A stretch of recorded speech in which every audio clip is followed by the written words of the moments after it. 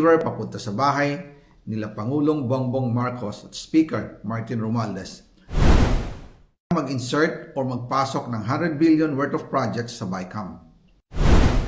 Sana po ay hindi nila ako mapatay bago ko mailabas ang lahat. Ginawa ko lang ang utos sa akin, pero ngayon, handa na akong harapin ang lahat. Ginagamit ng administrasyon ang buong resources ng bansa para tumahimik ako. That he will shoot me if I will talk. Gagamitin ako bilang panakipbutas sa kanilang kampanya laban sa korupsyon. Hindi na ako mananahimik, ilalabas ko ang lahat ng katotohanan. May resibo, may ebidensya, at may pangalan. Again, I informed the Speaker and asked clearance about the instructions ng Pangulo. At ang sabi niya, wala tayong magagawa.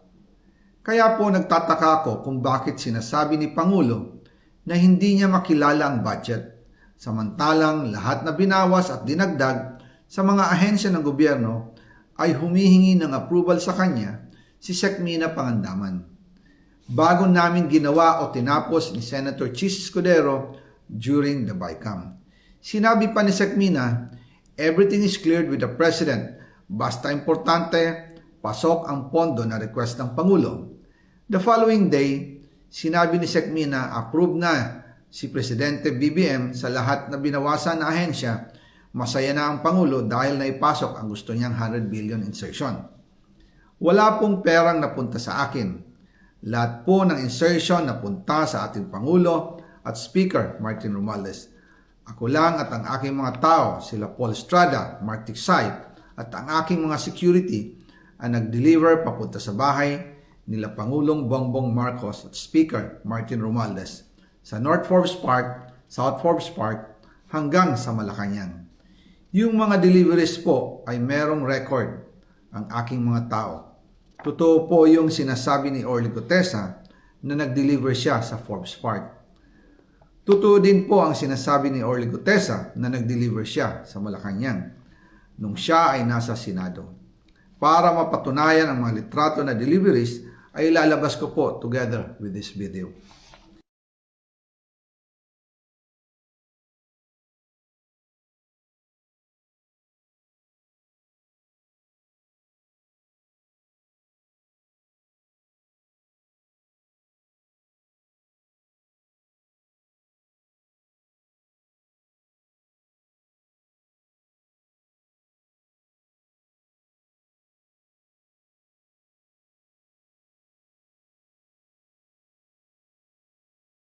After po ng approval ng budget sa General Appropriations Act of 2025, nagtanong po ako sa DPWH kung magkano ang kailangan na ibigay sa Office of the President o ang SOP na bigayan. Ang sinagot sa akin ay 25%. Ang ibig sabihin nito, 25% ng 100 billion ang SOP na kailangan ibigay kay BBM mismo. In total, 25 billion ang napunta kay Pangulong Bongbong Marcos.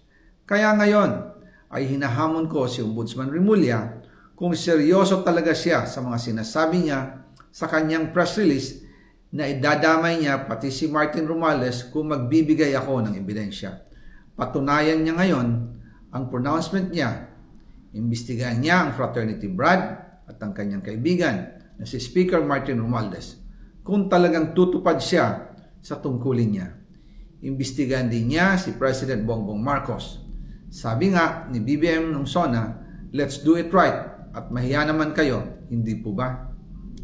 Nananawagan din po ako sa Senado na imbestigahan ang 100 billion insertion ni Presidente. Alam ko po na hindi gagawin ni Ombudsman Remulla ang hamon ko. Pero magaling ang Senado sa imbestigasyon at ako ay naniniwala na dahil sa kanila lalabas ang katotohanan.